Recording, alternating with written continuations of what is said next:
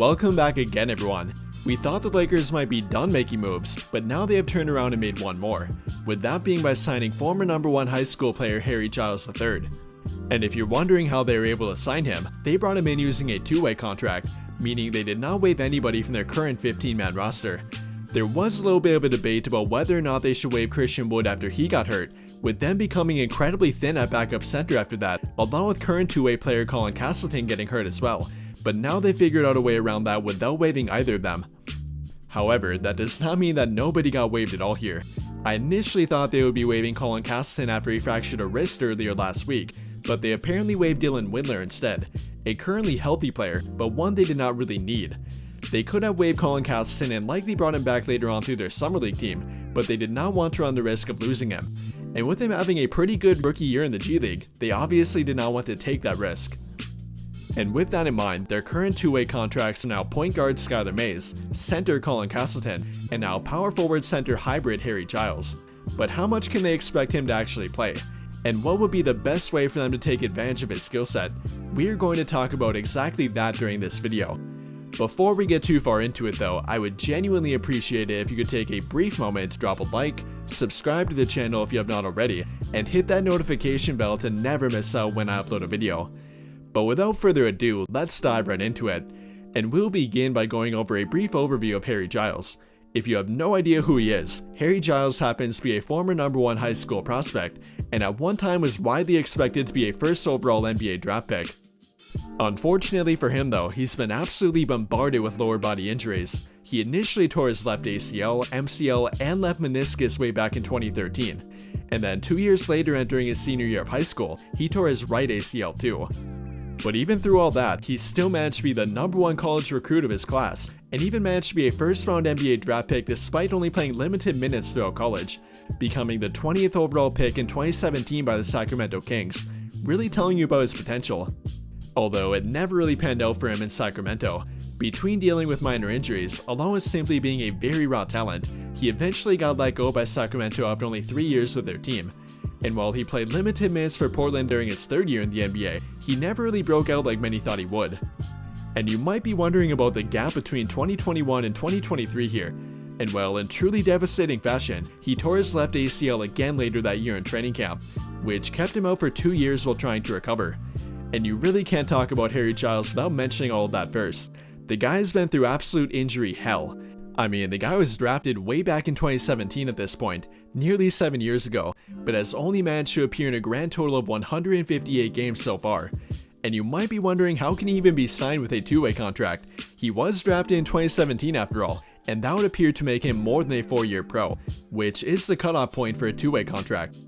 And well, he actually had to fight to be approved for a two-way contract, but the NBA determined that he was only a 3-year pro entering this season, which technically is true given that he only appeared in 3 individual NBA seasons, and that allowed him to be eligible for a two-way contract. And say what you want about the risk, but the talent is definitely there with him. He's a really smooth player for nearly being 7 feet tall and having a 7'3" wingspan. The problem is that he could never seem to stay healthy long enough to turn that talent into actual production. Up until this point, he's only averaged about 12 minutes per game, 5.5 points per game, about 4 rebounds, has shot 51% from the field, and only 26% from 3, none of which are particularly noteworthy. But again, there definitely is a lot to like about his physical profile. He is primarily viewed as a center from his height and length, but he can move like a power forward, being quick enough to move his feet on defense and therefore allowing him to match up with forwards.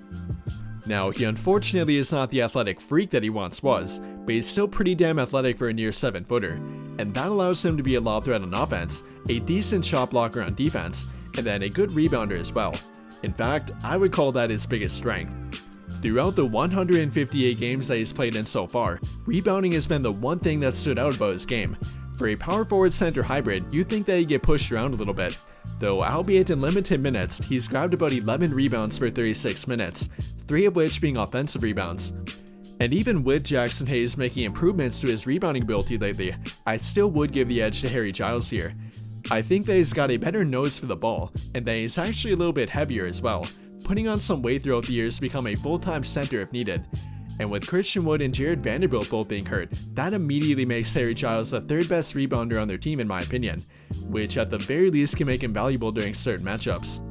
And I think the next thing that many of you will ask about happens to be his defense, particularly with his ability to defend centers. And well, if you're hoping for him to be a quote-unquote stopper for Nikola Jokic, then you can move right along and keep on looking. In reality, I don't know why anybody thinks that player exists at this point. There might have been guys who could bother him a few years ago, but we're talking about an entirely different player now. So no, do not expect him to come in and match up with Nikola Jokic, let alone any dominant big man down low. Apart from that though, he could help them in certain matchups. I'm not sure there would ever be a situation where I choose him defensively over Jackson Hayes, but he definitely is playable on defense. And what that will do is allow them to feel more comfortable if Hayes or Anthony Davis ever have to miss a game. And with how many minutes AD has been racking up lately, I'm sure they would like to let him sit a game eventually. Likely not during their tough upcoming stretch here, but maybe for a lighter matchup shortly after that. And that is where a guy like Harry Giles would come in. I think you could feel comfortable with him playing about 10 to 15 minutes per game. Purely in regard to his defense and rebounding ability alone here, he won't hurt you out there. He might not be a game changer or anything like that, but you actually can feel comfortable putting him out there. And I think they found the value in that with current two-way contract Skylar Mays. He may no longer be a part of their rotation, but he did give them solid minutes when they were in need of him, and I think they took the same approach here with a more veteran two-way player like Harry Giles. After all, they are now the only team in the NBA with multiple two-way players that are older than 24 years old. Kind of weird to think about, but they are both older than 7 different players on their current team.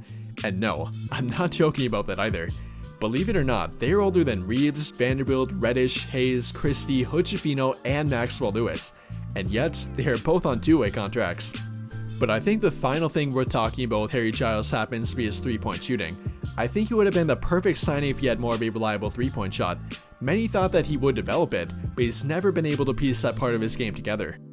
Up until this point, he's only knocked down 11 total three-point shots in his NBA career, showing you that he can make them, but he's not a guy that can be viewed as a legitimate three-point shooting threat.